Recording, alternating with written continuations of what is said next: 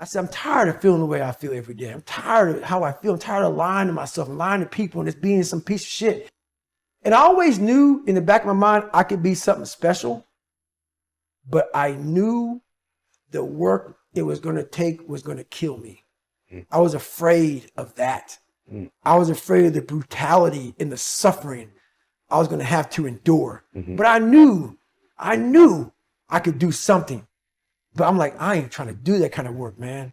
Not trying to do that. So I chose the path of of least resistance. Why is self-sabotage such a feature? Okay, here's a couple of reasons. The first is that there's a lot of responsibility with success, right?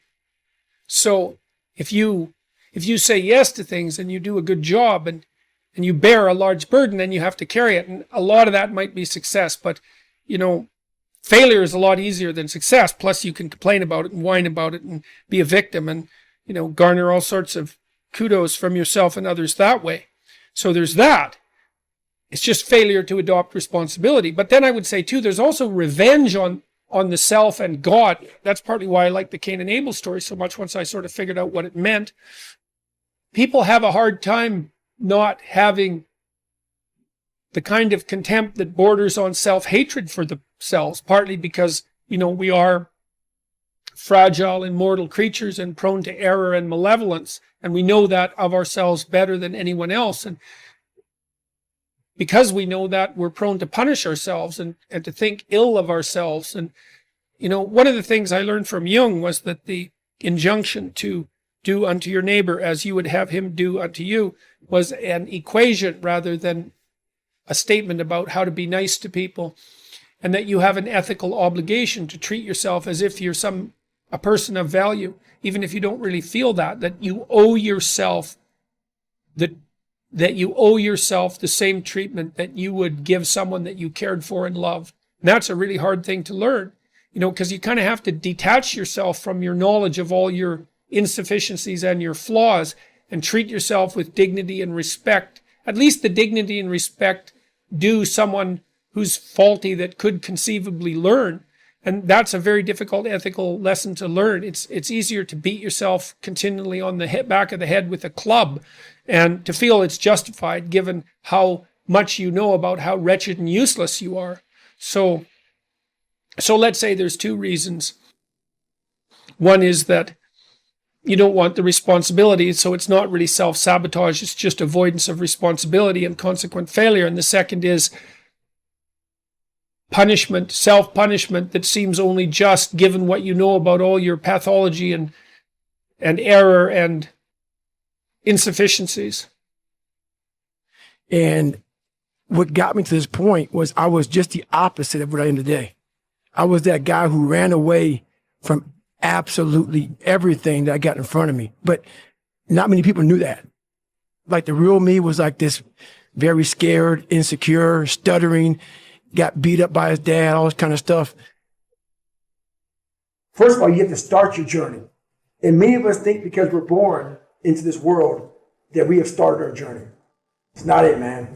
That's not it. It's not that simple. I wish it was that simple. Many people have died and lived to be 100 fucking years old and never started their journey. That journey starts when you start to meet yourself at that battle. You start to battle yourself and start to break down those walls that you in society start to build in your own mind. Once you start to break down those walls, you've now started your journey. Your journey has to be hard at first. I couldn't run. The first thing about it was, so I said to myself, I'm going to run 4 miles. My first run out the gate, I'm going to run 4 miles. I ran a mile. I ran a quarter of a mile, walked home, sat on the couch depressed. I said, man, there's no way I can do this. But what I realized, though, is I wasn't going to give up. I'd given up a million times. And I thought about how would I feel at 50 years old if I gave up now?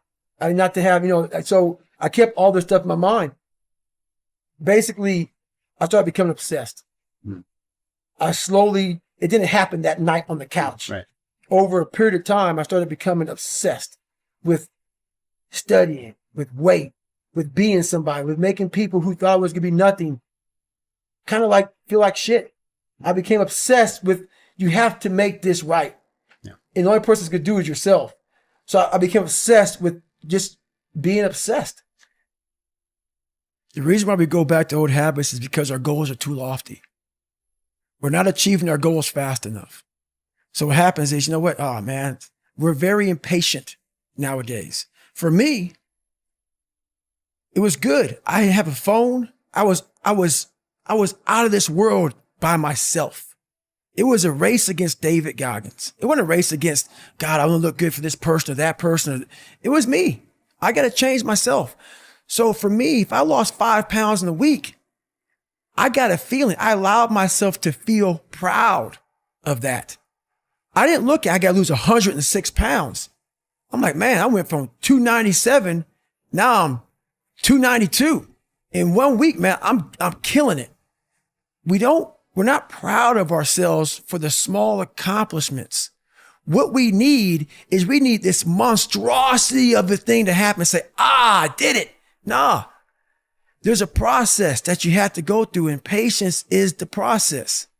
And if we don't have patience, after a week, I haven't lost 30 pounds, man, I'm done. I'm over it.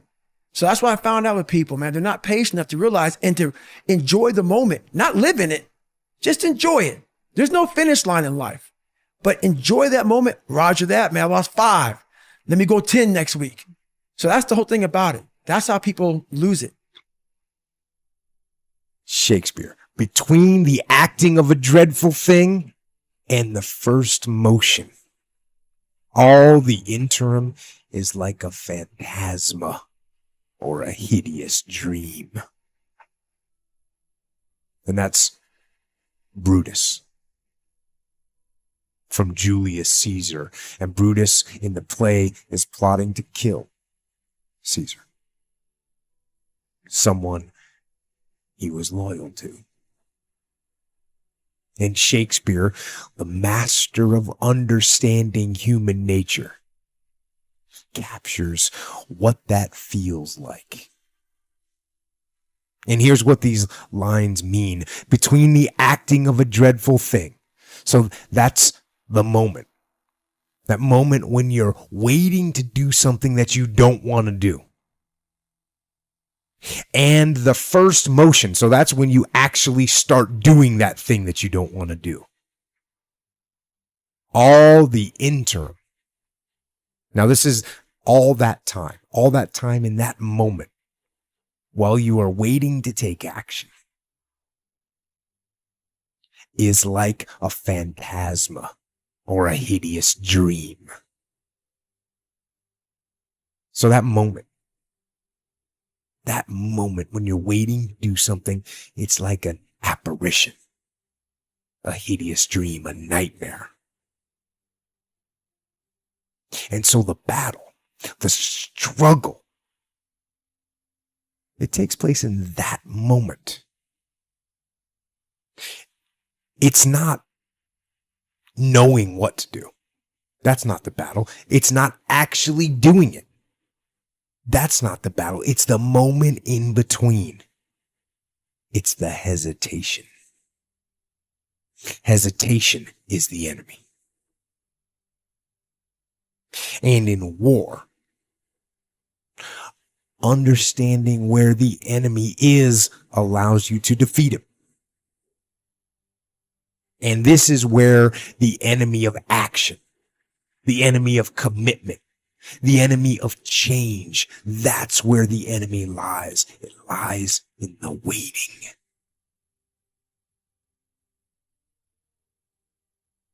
And all you have to do to win is overcome that moment, the waiting, the hesitation.